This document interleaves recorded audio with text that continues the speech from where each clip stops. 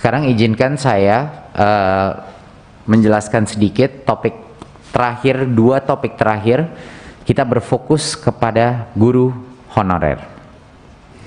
Yang pertama ingin saya jelaskan adalah kabar gembira mengenai bantuan subsidi upah untuk pendidik dan tenaga kependidikan non-PNS, yaitu fokusnya kepada honorer. Berikut.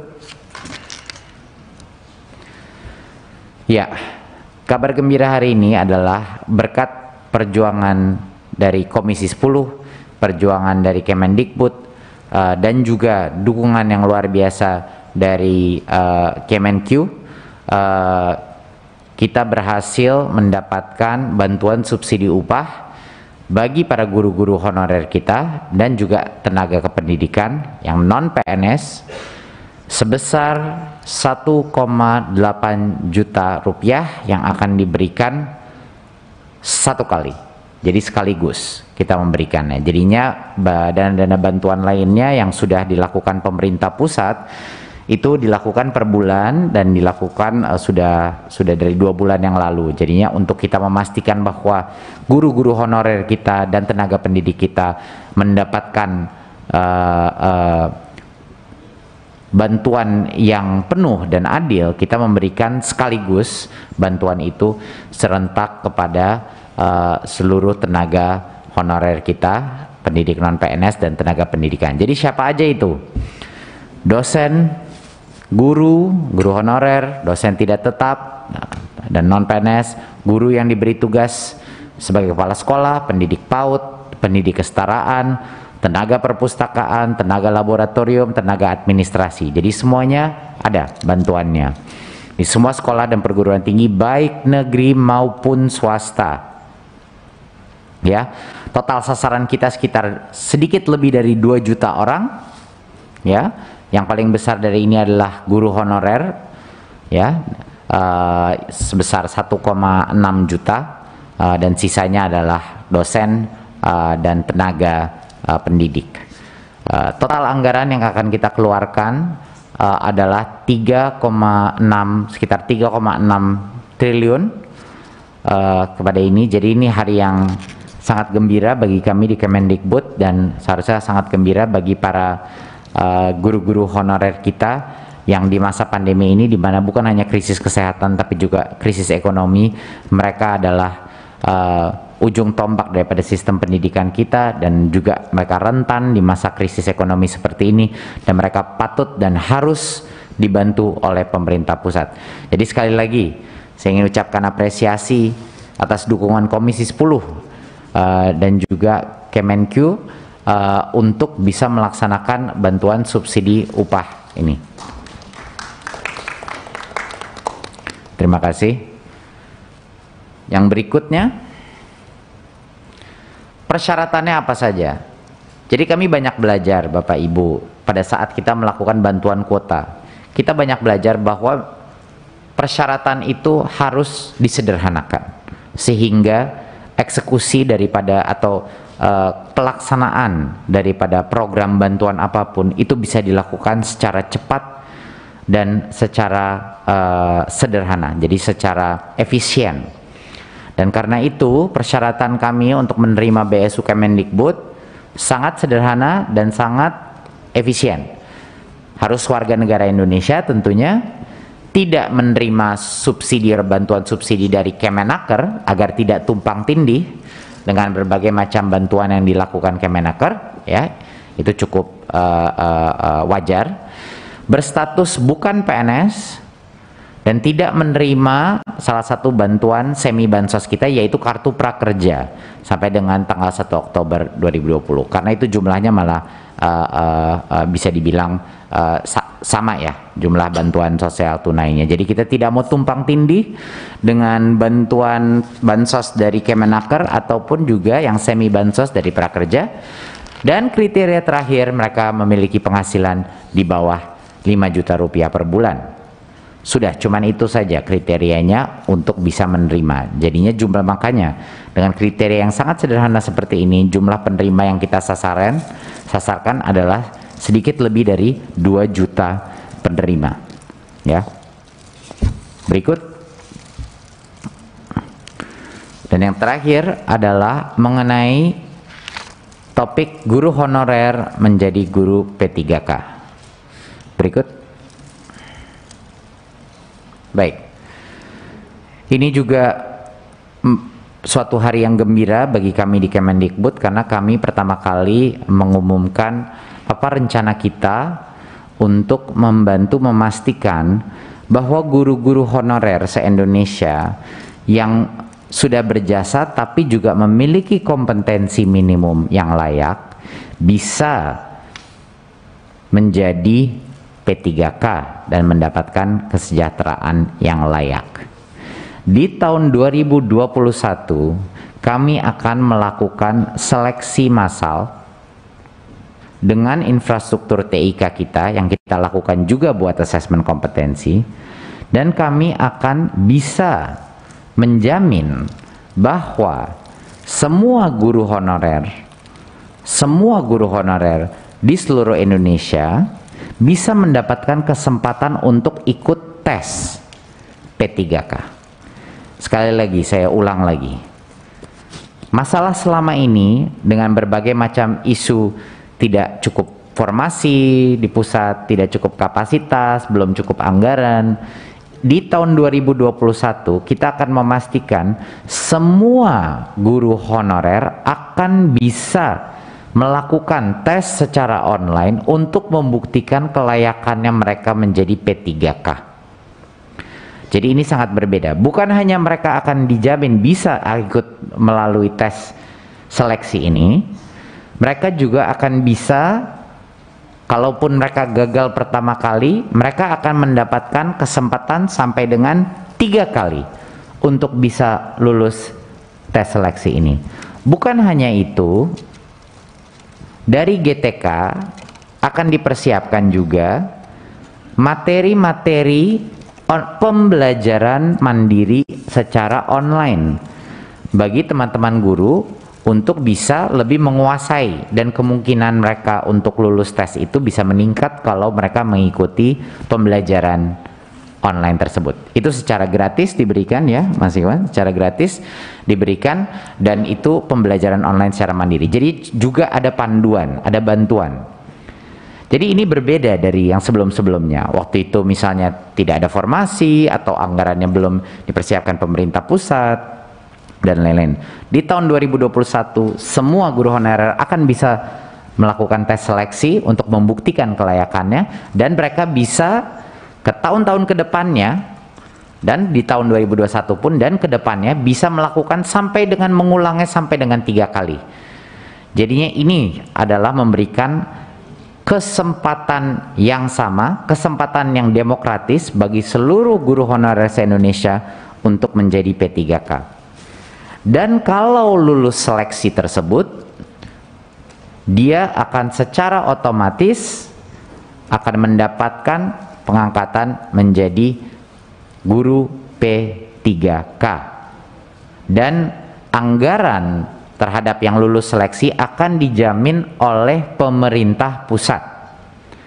Akan dijamin oleh pemerintah pusat. Jadinya yang lulus seleksi, yang lolos seleksi, yang lulus tes tersebut akan gajinya akan dianggarkan di tahun 2021 dan seterusnya di tahun 2022. Jadinya pada saat ini kami bisa dan sudah mempersiapkan sampai dengan mencapai sampai dengan 1 juta guru jika lulus seleksi. Tapi harus lulus seleksi. Ya. Dan saat ini satu hal yang patut diketahui, kami sudah meminta pemerintah daerah untuk mengajukan formasi. Dan ini mohon dukungan Bapak Ibu Komisi 10. Kami sudah meminta formasi. Anggaran sudah dijamin kalau lulus seleksi tesnya. Tetapi dari daerah baru menerima 200.000 formasinya.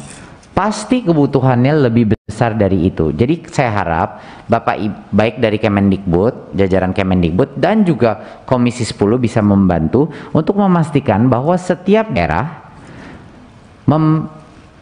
mengajukan formasi yang lebih banyak Karena kalau lulus tesnya individu-individu di daerah-daerah tersebut, anggaran gaji mereka akan dijamin ketersediaannya oleh pemerintah pusat. Ya, jadi ini mohon ditekankan.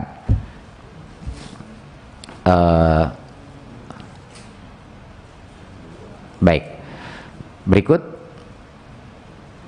Ya, jadi itu mungkin sekian dari saya presentasinya, 2 kabar gembira mengenai guru honorer. Walaupun isu guru honorer ini tidak akan 100% bisa diselesaikan dalam 1 tahun 2021, tapi ini adalah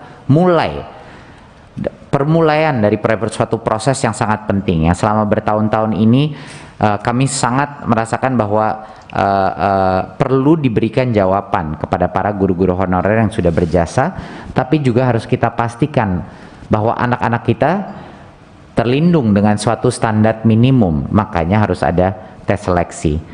Tapi perbedaannya apa? Perbedaannya adalah di tahun 2021 tes secara online ini akan bisa dilakukan oleh semua guru honorer tanpa ada masalah kapasitas, dan bisa dilakukan beberapa kali sampai dengan maksimum 3 kali, dan jika lulus seleksi akan dijamin gaji pokoknya dengan penganggaran dari APBN, yaitu dari pemerintah pusat.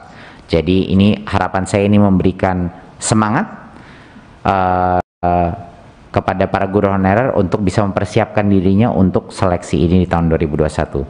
Dan bagi guru-guru honorer yang sudah ada, harapan kita adalah bantuan subsidi upah yang sebesar 1,8 juta ini bisa benar-benar membantu dan mengurangi, memitigasi dampak ekonomi daripada krisis pandemi ini untuk guru-guru honorer kita yang secara susah payah telah bekerja dan terus memastikan bahwa anak-anak kita menerima pendidikan di masa yang sulit ini. Terima kasih, sekian. Wassalamualaikum warahmatullahi wabarakatuh. Tepuk tangan untuk Mas Menteri ini. Ada 2 isu yang ditunggu-tunggu oleh stakeholder pendidikan.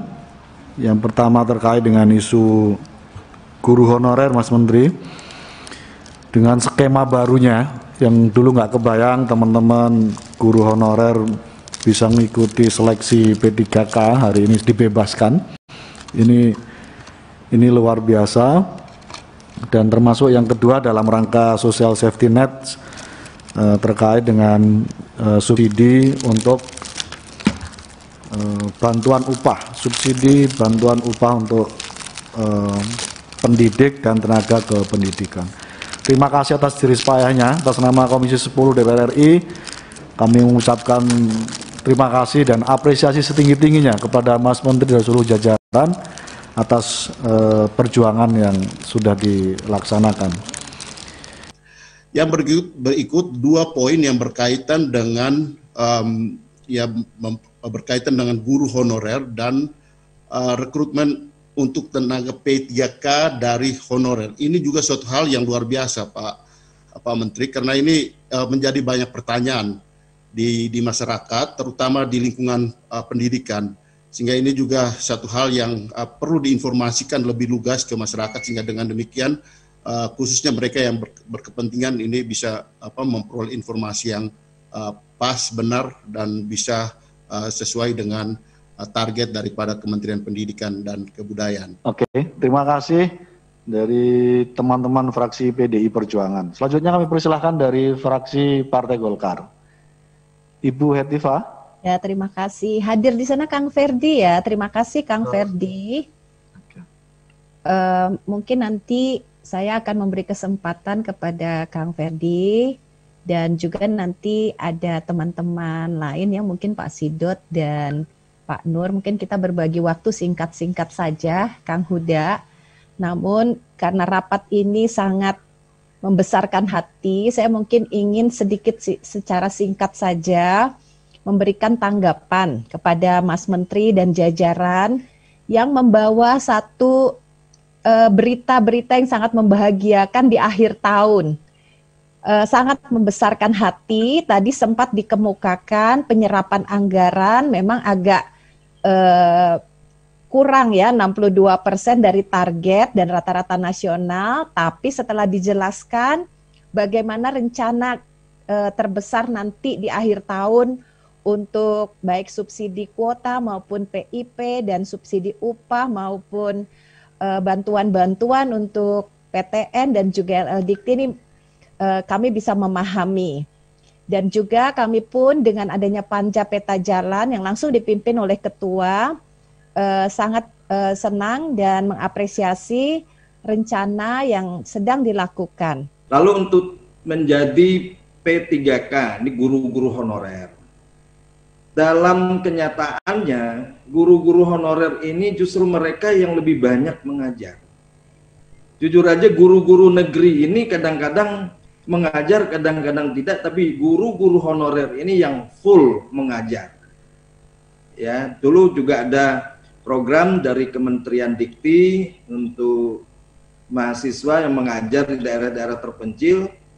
Ketika saya bupati, saya mendapati bahwa justru guru-guru yang mahasiswa atau guru-guru honorer ini yang lebih rajin mengajar ketimbang guru-guru negeri. Oleh karena itu, mungkin untuk seleksinya menjadi P3K, terutama guru-guru yang daerah-daerah terpencil, ini mohon diprioritaskan lah. Artinya tes ya, tapi mereka bisa ini karena memang mereka yang betul-betul mengajar ya. Nah, pertanyaannya apakah guru-guru yang tidak berlatar belakang pendidikan guru juga bisa mengikuti tes?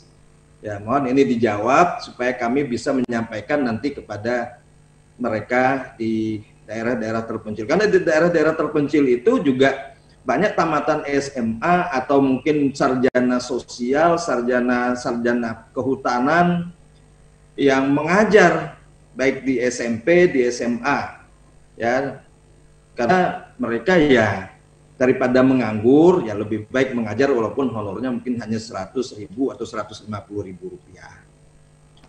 Selanjutnya terima kasih teman-teman dari fraksi Partai Golkar. Ya. Terima kasih. Terima kasih Pak Nur, katanya cukup udah diwakili Pak Sidot semua. Terima kasih. Terima kasih pimpinan. Selanjutnya kami persilahkan Prof. Johar dari fraksi Gerindra. Kemudian juga presisi kami, saya kepada Saudara Menteri dan jajaran memperhatikan nasib dan kejahatan guru honorer di Indonesia. Ya.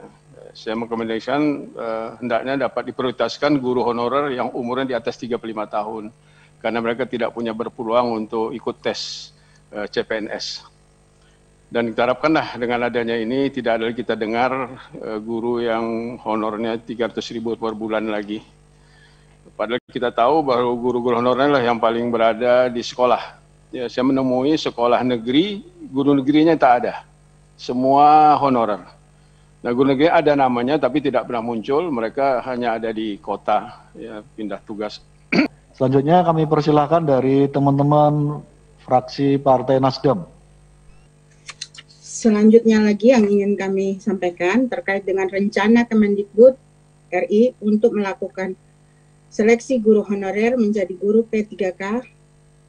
Saran dari kami sebaiknya pihak pemerintah dalam hal ini Kemendikbud lebih memprioritaskan guru honorer yang pengabdiannya sudah lama, minimal 10 tahun yang harus diprioritaskan. Dan juga saya ingin menanyakan bagaimana kebijakan alternatif pemerintah terkait tenaga guru honorer yang sudah ikut seleksi P3K namun dinyatakan tidak lulus. Mungkin itu saja yang dapat kami sampaikan. Terima kasih. Wassalamualaikum warahmatullahi wabarakatuh. Salam. Terima kasih Ibu Tina dari fraksi Partai Nasdem. Kalau tidak ada saya geser. Ada yang lain lagi. Saya geser ke fraksi Partai Kebangkitan Bangsa. Yang tentu saja tentang guru honorer. Sekali lagi Pak Menteri, P3K itu seleksi online. Ini yang menarik, sangat menarik karena ini ada asas keadilan.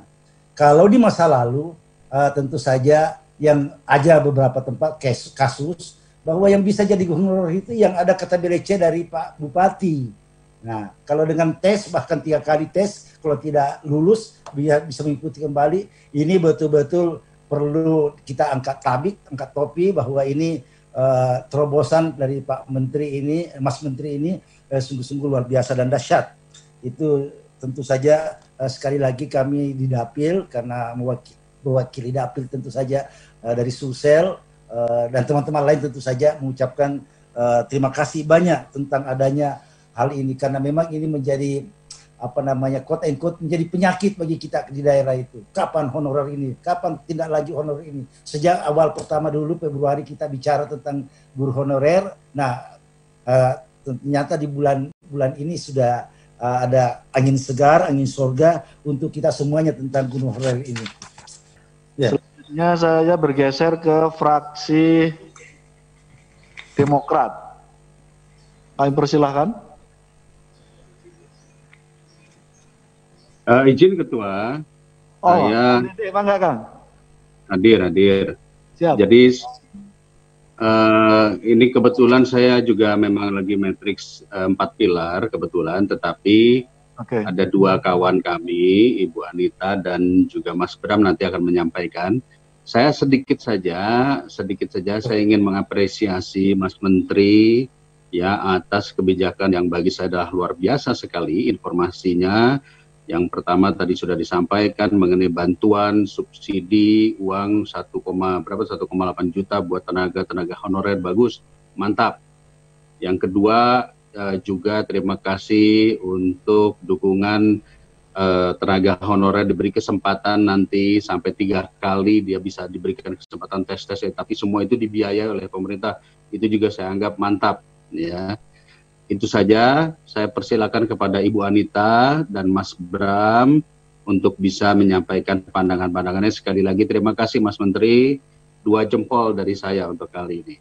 Selanjutnya mengenai seleksi guru P3K, kita menyambut baik dan mengucapkan terima kasih bahwa Kemendikbud, pemerintah pusat sudah memberikan kesempatan sampai 3 kali bagi peserta. Yang saya mau tanyakan adalah situasi di lapangan, setiap guru kan pasti memiliki permasalahan yang berbeda-beda. Ada yang guru memiliki waktu yang lebih untuk mempersiapkan diri, tetapi ada juga guru di beberapa yang saya temukan di daerah-daerah yang tertinggal dan juga challenges, itu kurang memiliki waktu untuk mempersiapkan diri, karena pasti Mas Menteri tahu, Anda sudah paham, di lapangan itu ada guru yang memiliki beban kerja yang berkali-kali lipat dibandingkan rekan kerjanya yang lainnya. Nah, yang saya ingin tanyakan bagaimana tanggapan soal Kemendikbud mengenai ini untuk memastikan setiap orang memiliki kesempatan yang sama alias tercapainya equity. Tercapainya bahwa setiap guru memiliki porsi waktu untuk mempersiapkan diri, untuk memperlihatkan potensi yang sebesar-besarnya, bahwa saya itu benar-benar memiliki kompeten dan juga memiliki kredibilitas untuk bisa diangkat menjadi P3K.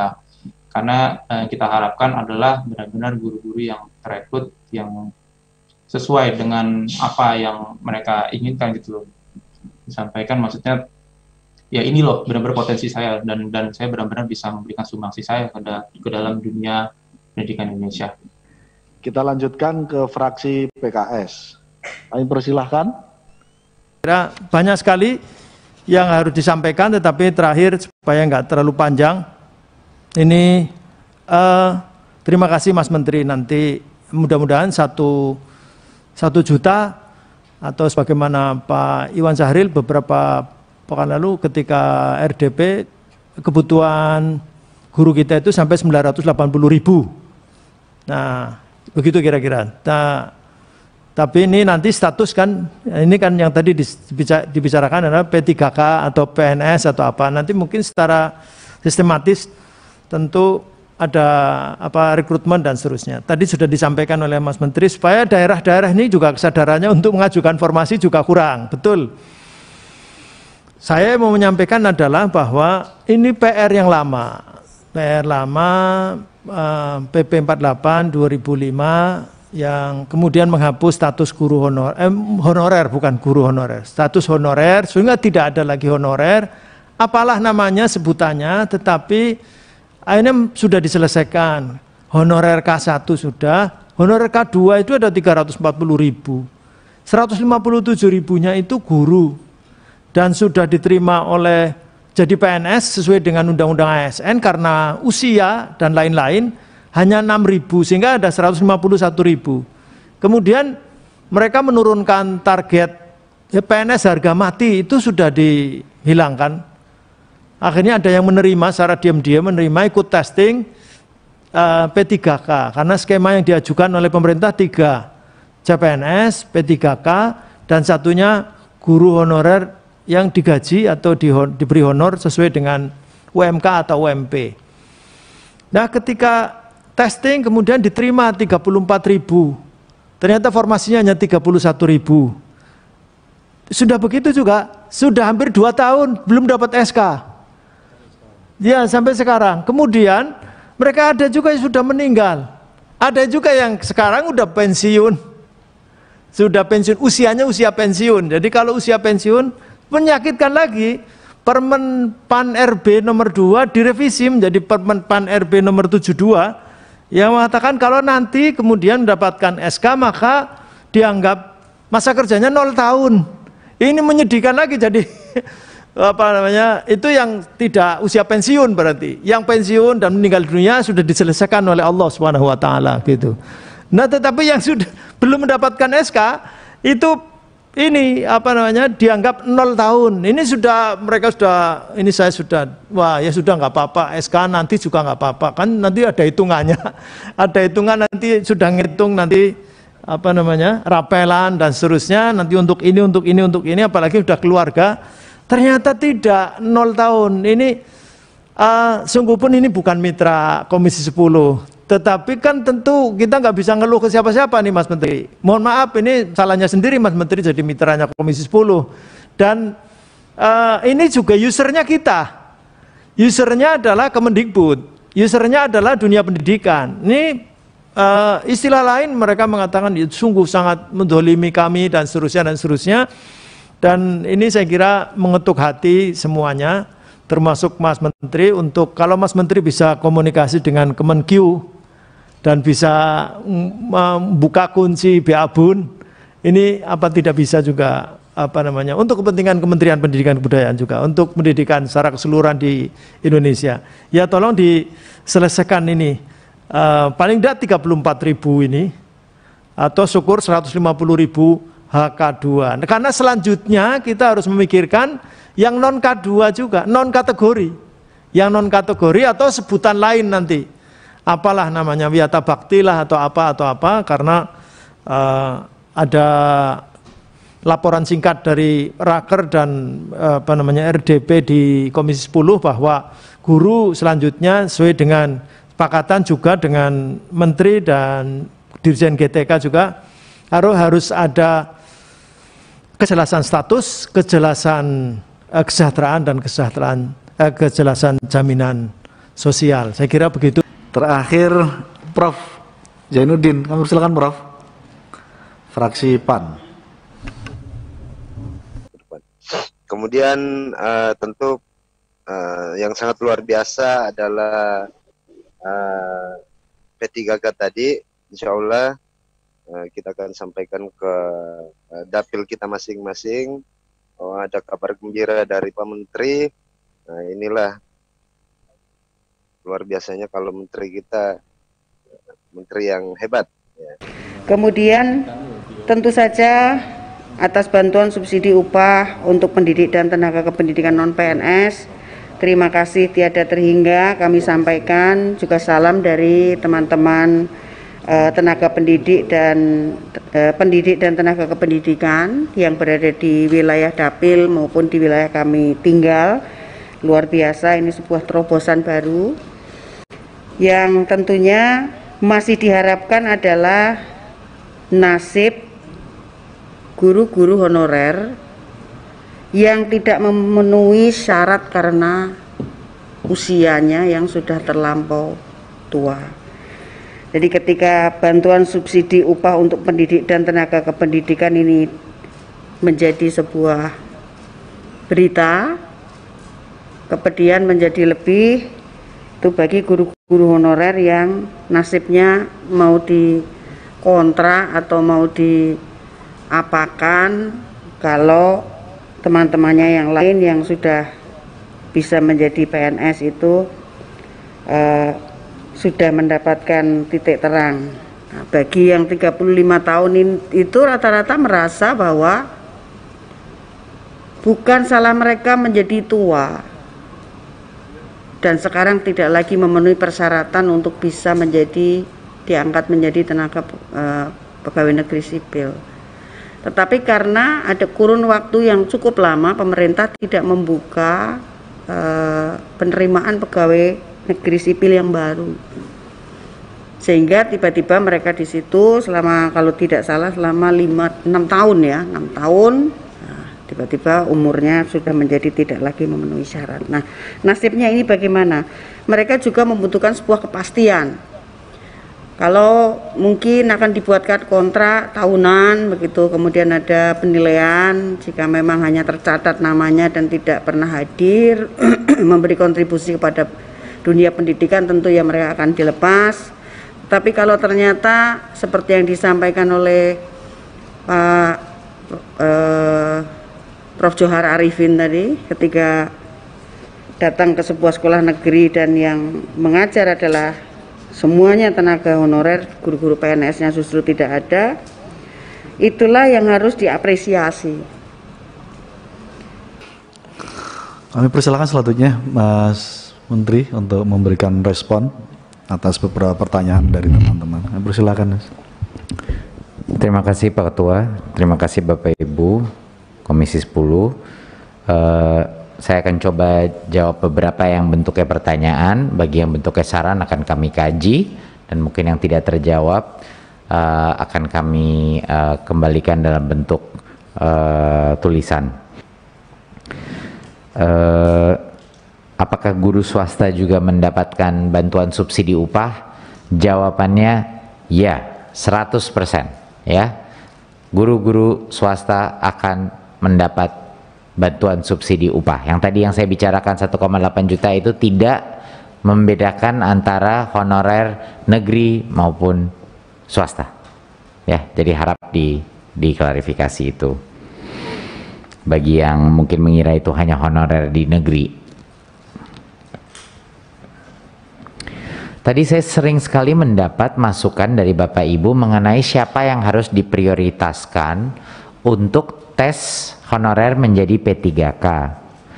Mungkin perlu saya tekankan lagi Bapak Ibu bahwa konsep diprioritaskan itu sudah tidak relevan lagi di dalam sistem tes ini, karena semua guru honorer akan bisa mengambil tes seleksinya. Ya, jadinya sudah tidak perlu lagi diprioritaskan, karena asal ada fasilitas kita mengambil tes itu, mereka akan bisa masuk tes. Ya, tapi harus sekali lagi saya bilang, ini masih harus lulus tes seleksi. Mohon bantuan Komisi 10 juga mengkomunikasikan ini kepada masing-masing dapilnya bahwa ini adalah tes seleksi dan nggak semuanya akan lulus tes seleksi tersebut. Jadi tes ini adalah minimum kompetensi guru yang akan kita evaluasi. Tapi kabar gembiranya adalah lebih adil karena semuanya bisa mengambil, ada kapasitasnya dan bisa beberapa kali mengambilnya. Jadi mohon ini komunikasi. Jadinya kalau ada yang mau memprioritaskan, kita prioritaskan daerah 3T dong, kita memprioritaskan guru yang sudah lama dong, dan lain. Nah, semua pertanyaan-pertanyaan itu sudah tidak relevan lagi karena tidak ada masalah kapasitas mengambil tes tersebut. Semuanya boleh mengambil tes tersebut, dan kalau mereka lulus, mereka akan mendapatkan status P3K. Terima kasih kepada tim. Saya rasa sekian dari Kemendikbud dan dari saya, Pak Ketua dan anggota Komisi 10. Sekali lagi saya mungkin hanya ingin mengingatkan beberapa hal-hal yang kita ingin mohon dukungan Komisi 10 untuk membantu mensosialisasikan ke masyarakat. Ya, beberapa poin yang terpenting. Yang pertama adalah mengenai seleksi guru honorer tahun depan. Ini adalah seleksi, jadi akan ada yang lulus seleksi dan ada yang tidak, dan ini mohon ditekankan, tetapi sekarang kesempatannya terbuka. Kedua adalah untuk bantuan subsidi upah sebesar 1,8 juta itu sekali diberikan dan termasuk untuk yang swasta. Mohon itu juga itu kabar gembira yang patut kita perjuangan bersama Komisi 10 dan Kemendikbud yang harus kita sosialisasikan. Saya izin, silakan. Boleh izin menjawab, tadi saya hampir lupa menjawab yang Ibu Agustina tadi bilang bahwa kalau P3K Bu Agustina itu maksimum umurnya adalah 59 tahun.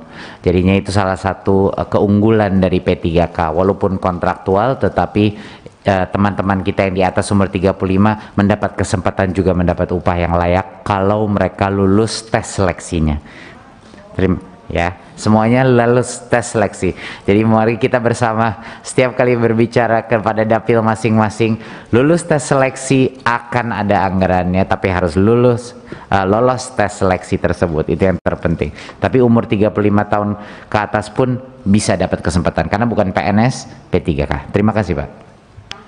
Oke. Kita bacakan kesimpulan, Bapak Ibu sekalian, ada 9 kesimpulan, 10. Saya akan bacakan singkat, cepat. Karena mitra kita yang kedua sudah menunggu. Kesimpulan keputusan 7. Komisi 10 DPR RI mengapresiasi 2 kebijakan strategis Kemendikbud RI dalam bentuk bantuan subsidi upah untuk pendidik dan tenaga pendidikan non-PNS dan seleksi guru honorer menjadi guru P3K dengan tetap memperhatikan perlunya evaluasi secara terus-menerus dalam implementasinya. 8. Komisi 10 DPR RI mendesak Kemendikbud RI untuk segera berkelanjutan berkoordinasi dengan Kemendagri RI, Kemenq RI, Kemenpar RB RI, dan Badan Kepegawaian Negara BKN untuk memastikan guru ex PHK 2 yang telah lulus menjadi P3K sejumlah 34.954 guru berdasarkan data yang disampaikan Kemenq RI dan Kemenpar RB RI setelah memastikan validitas data dengan pemerintah daerah untuk segera mendapatkan SK dan penggajian sesuai ketentuan perundang-undangan. 9. Komisi 10 DPR RI menekankan Kemendikbud RI agar seluruh kebijakan yang dikeluarkan diiringi dengan skenario manajemen informasi dan komunikasi yang baik kepada masyarakat sehingga tidak menimbulkan kegaduhan.